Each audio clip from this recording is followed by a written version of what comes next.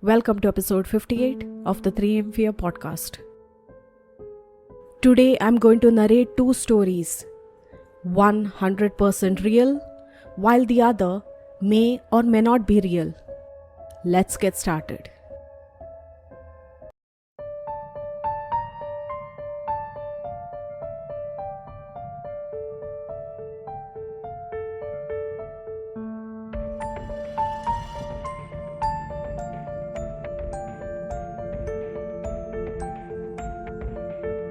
Hello and welcome to the 3am Fear podcast.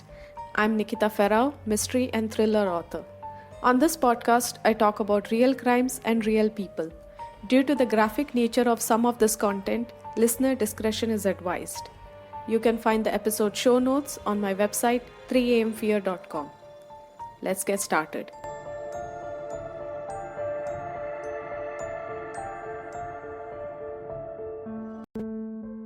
The Corpse Bride. In a small bridal store in Mexico back in March of 1930, the locals were shocked when a mysterious mannequin named La Pascalita appeared at the store's window. This wasn't just any mannequin. It looked so real that people were confused and shocked. Is this a mannequin or a real human body? Legend has it that La Pascalita wasn't just any regular mannequin. Some whispered that she was actually the preserved body of the original shop owner's daughter who tragically passed away on her wedding day.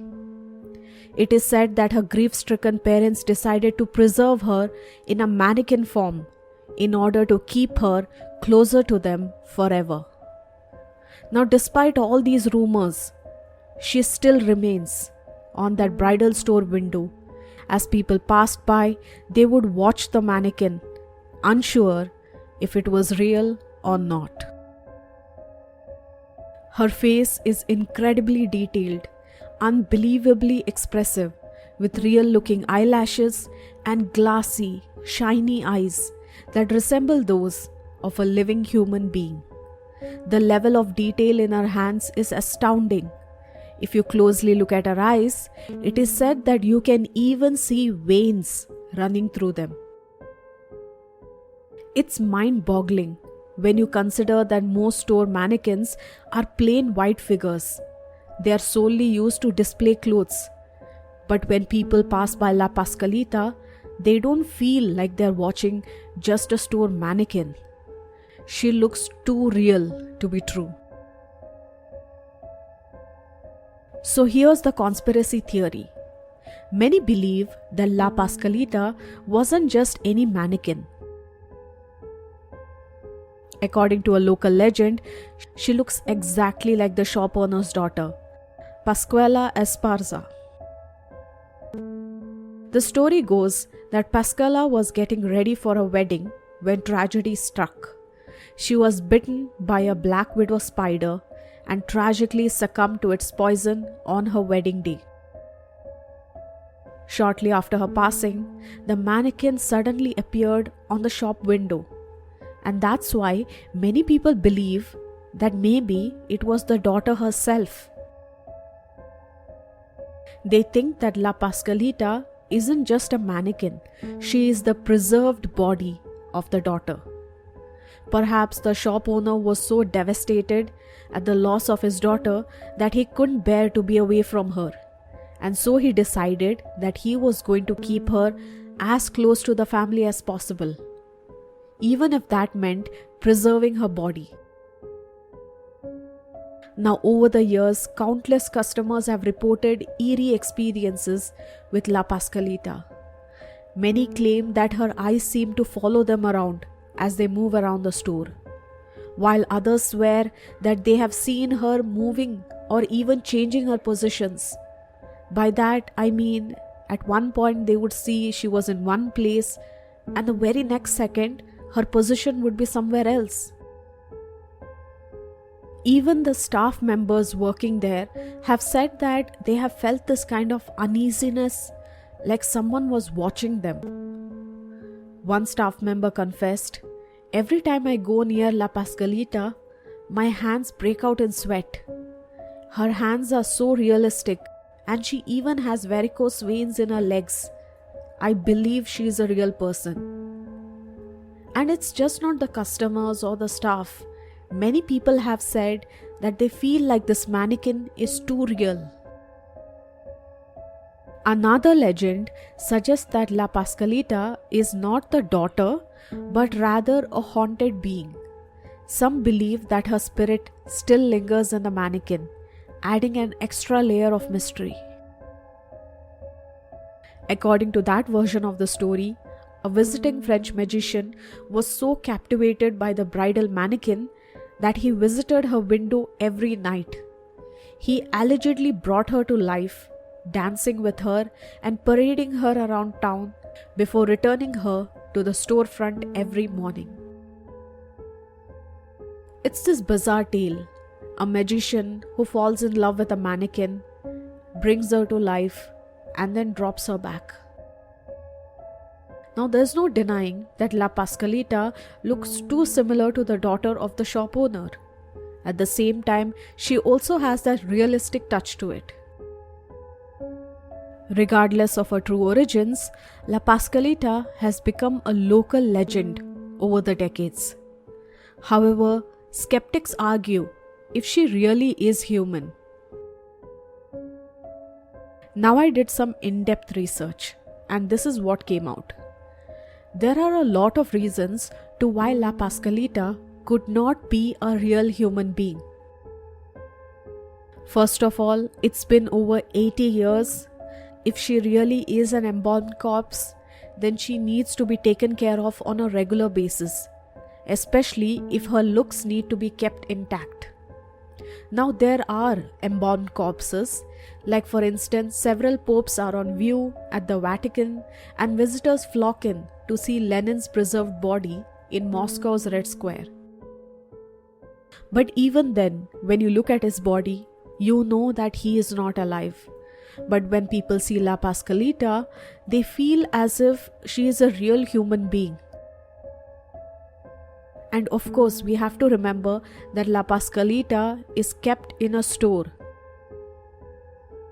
The mannequin is exposed to bright sunlight, humid weather, lot of changes in temperature. She is bound to decompose. And of course, there's the smell. I don't think that her father has enough money to keep her in perfect state. Now, why people think that La Pascalita is real? Perhaps it's because people love the idea of there being a mannequin which is maybe haunted or maybe is actually a dead body. But after all, it brings countless curious visitors to the store. The shop owner neither agreed nor denied the fact.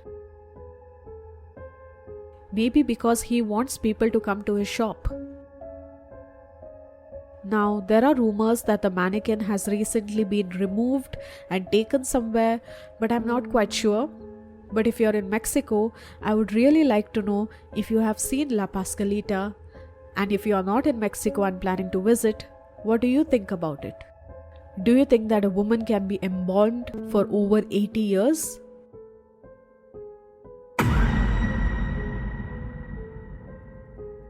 Elmer McCurdy. At the New Pike Amusement Park in Long Beach, California, there's this funhouse ride called Laugh in the Dark. In 1976, a team from the TV show The $6 Million Man was getting ready to film there. Their goal?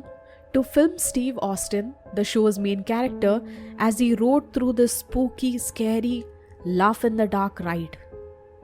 Now, this ride was no ordinary one. It had a dark tunnel filled with scary surprises like ghouls, demons, and skeletons. They would all suddenly appear, making the riders jump. That's what they wanted to capture.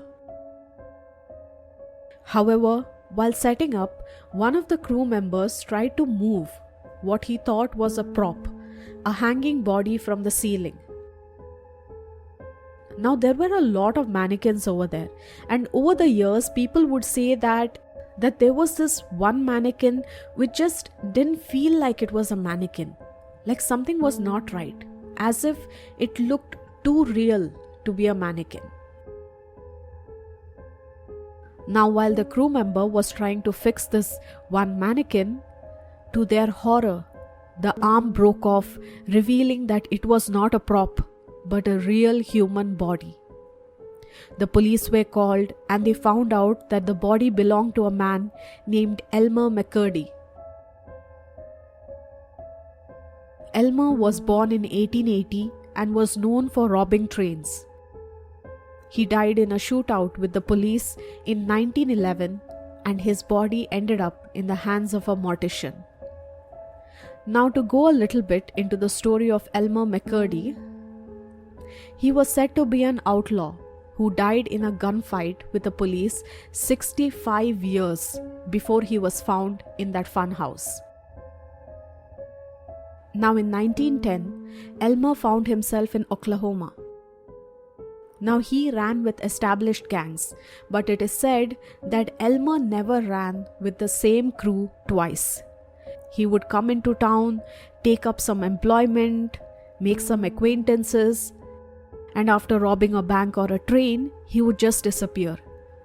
He would show up in another town and do the same thing over and over again.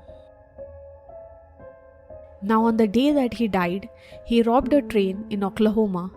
He took whatever he robbed, which was $46, and 2 jugs of whiskey.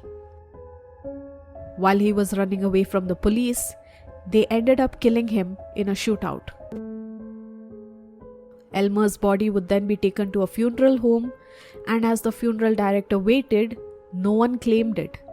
And he thought that this could be the best opportunity to make some money. So then he got Elmer's body embalmed and he would allow visitors to come and watch it.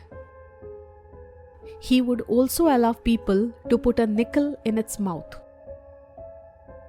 5 years into this money-making scheme, 2 carnival men came up to the funeral home and said that they were Elmer's long-lost relatives, and they decided that they were going to claim this body.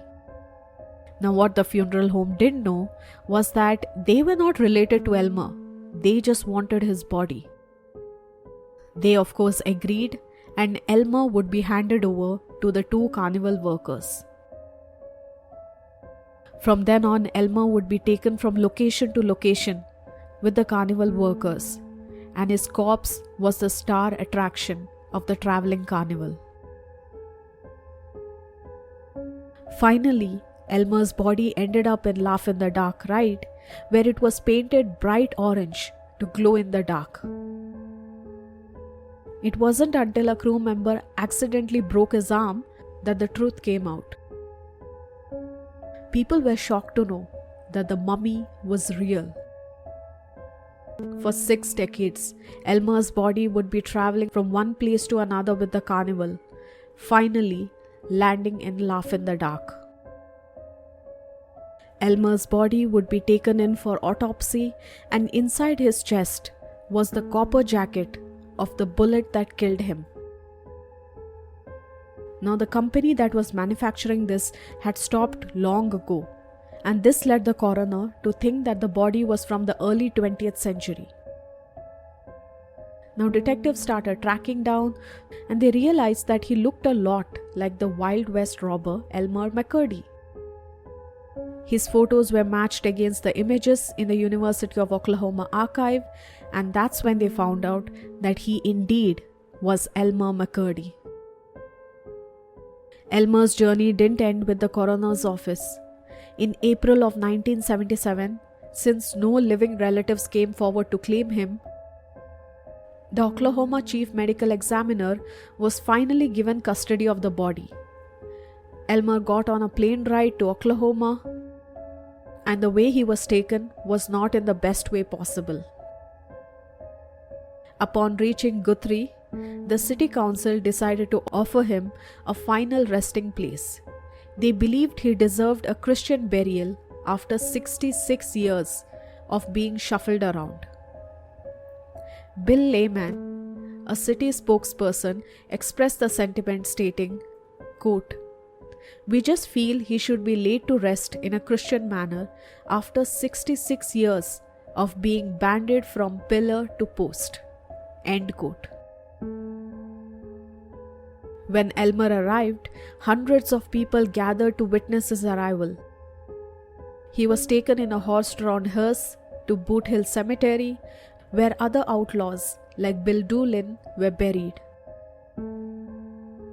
I don't think Elmer would have ever imagined that this is how his afterlife fate was going to be. Elmer was finally laid to rest at the Summit View Cemetery in Guthrie, Oklahoma in 1977, over 60 years after his death. His grave is marked with a stone showing his death in 1911 and his burial in 1977. To prevent any further disturbances or anyone else creating any other issues, a thick layer of concrete was placed over his casket, ensuring that McCurdy's body would never be moved again. I would really love to know what do you guys think about these two cases. One where Elmer was treated as a haunted attraction, something to be feared, but later on we find out that he was just a poor soul being moved from place to place. He may not have been the best person while he was alive, but his body was surely tortured after he died. While in the case of La Pascalita, I would like to know what do you guys think. Science of course says that there is no way that La Pascalita is the daughter because no body can remain that intact for years on end. What do you guys think? A big thank you to all my fellow listeners who have been listening to all my episodes. Thank you so much. Your listens, your support means a lot. If you love my podcast, if you love the stories that I put out, then please do follow me on whichever podcasting platform you are listening from, and please do leave a rating. It will really help me a lot. You can listen to me on other platforms including Spotify, Apple Podcasts, and any other podcasting platform. If you are in India, you can always listen to my podcast on Gaana or JioSaavn. If you love to listen to strange and mysterious stories, then follow me on Instagram and YouTube where I put out reels on such stories. These are completely different from the ones that I put out on my podcast, so do follow me on them. If you love travel, you can follow me on my travel channels. I'll link them also in the description. Until then, stay kind and stay safe out there.